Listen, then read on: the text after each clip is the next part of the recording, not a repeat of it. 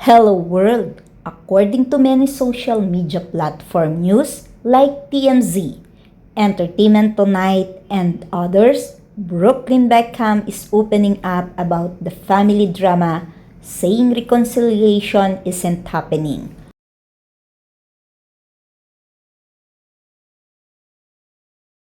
On his Instagram story, he said that I have been silent for years and made every effort to keep these matters private. Unfortunately, my parents and their team have continued to go to the press, leaving me with no choice but to speak for myself and tell the truth about only some of the lies that have been printed. I don't want to reconcile with my family. I'm not being controlled. I'm standing up for myself for the first time in my life. For my entire life, my parents have controlled narratives in the press about our family. The performative social media posts, family events, and inauthentic relationship have been a fixture of the life I was born into. Recently, I have seen with my own eyes the length that they will go through to place countless lies in the media.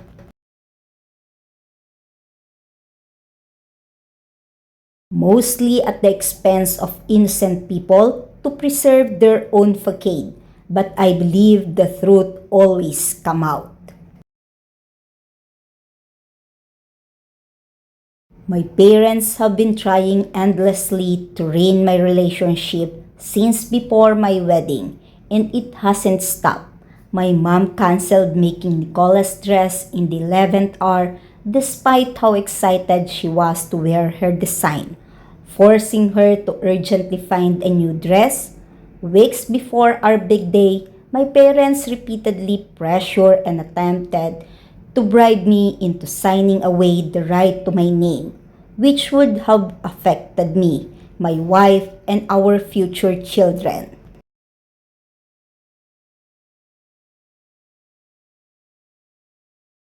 They were adamant on me signing before my wedding date because then the terms of the deal would be initiated. My holdout affected the payday and they have never treated me the same since.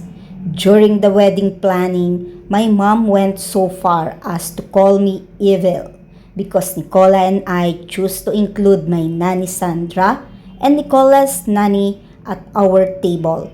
Before they both didn't have their husband, both our parents had their own tables equally adjacent to ours.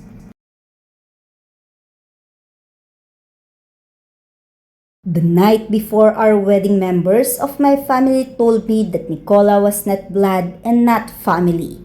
Since the moment I started standing up for myself with my family, I have received endless attack from my parents, both privately and publicly. They were sent to the press on their orders. Even my brothers were sent to attack me on social media before they ultimately blocked me out of nowhere this last summer.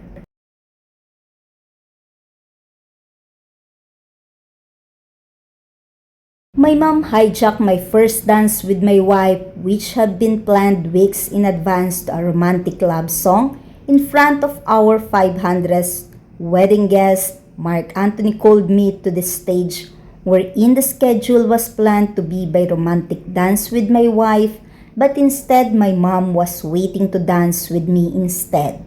She danced very inappropriately on me in front of everyone. I have never felt more uncomfortable or humiliated in my entire life. We wanted to renew our vow so we could create new memories of our wedding day that bring us joy and happiness, not anxiety and embarrassment. My wife has been consistently disrespected by my family no matter how hard we have tried to come together as one.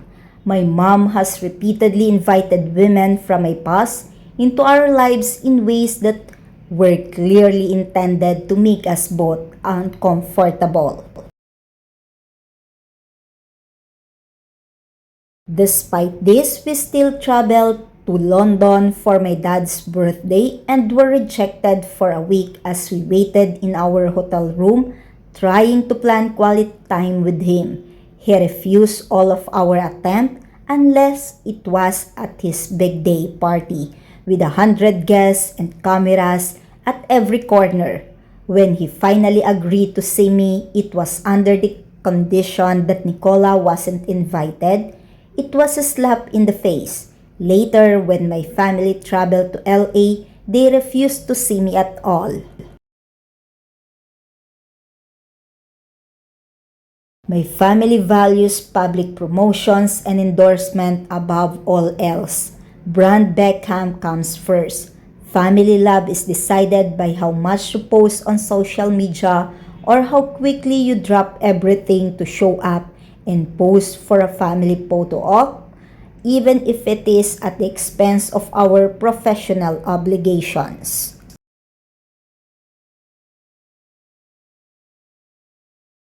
We have gone cut off our way for years to show up and support at every fashion show, every party, and every press activity to show our perfect family.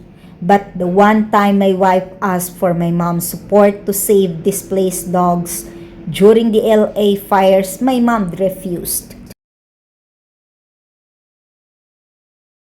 The narrative that my wife controls me is completely backwards. I have been controlled by my parents for most of my life. I grew up with overwhelming anxiety for the first time in my life. Since stepping away from my family, that anxiety has disappeared. I wake up every morning grateful for the life I choose and have found peace and relief. My wife and I don't want a life shaped by image press or manipulation. All we want peace, privacy, and happiness for us and our future family. A heartfelt message coming from Brooklyn to express his side of the story. It's a sad story, but hoping one day they will be a one big happy family again. Lovely day to all. Always like, comment, share, and subscribe on my channel. Thank you. Credit to all the owners of the photos.